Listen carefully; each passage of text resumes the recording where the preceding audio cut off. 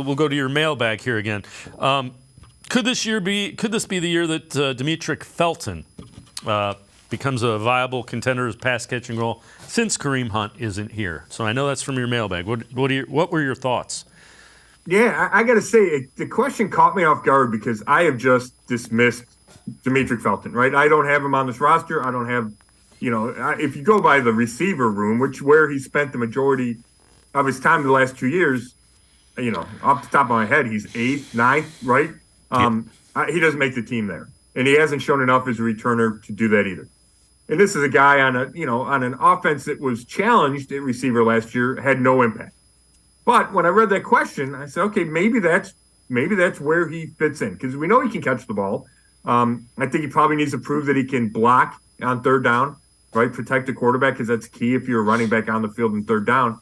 I still don't expect him to make the team. I would expect somebody else to be the third running back. But if you're looking for an avenue where he's got a chance, that would have to be that chance. Yeah, I could see that as well. And, before everybody says, oh, he's been a bust, the guys taken late in the draft like that typically don't last 3 years in the NFL, and he's going into his third year. So, he's been what you expect when you draft a guy that late in the draft. For sure. You know what? And I'm glad you said that, and it's interesting. And I don't know if it's just Browns fans or it's fans in general, right? If a guy kind of shows up early, whether it's preseason or early in his first, in his rookie year. And Felton did. He made a catch and scored a touchdown. I don't know, it was week 2 or week 3. I think everybody kind of gets this overinflated expectations for a guy when he's a 6th or 7th round pick, right? Like we shouldn't place those expectations on a guy. If he hangs around and contributes, that's great. Now, I look at him and I don't see an NFL player necessarily.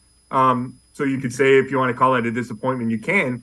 But yeah, he's a 6th or 7th round pick. He's probably doing as well as we should expect. Do you think Andrew Berry is looking for a veteran running back, or you think, is that something that happens when you get the cut down day after training camp? Yeah, I kind of think that they'll see if a young guy can fill that third spot. And if it's John Kelly Jr., who's been around, mostly on the practice squad, but been around, whether it's, an undrafted guy that was in rookie camp, a young guy, you bring in another young guy that gets cut somewhere, kind of the Dearness Johnson mode of player. I think they'll look there first. And then if they're not satisfied with their group, especially Ford is the number 2, because he's a big question, right? There's no question about Nick Chubb.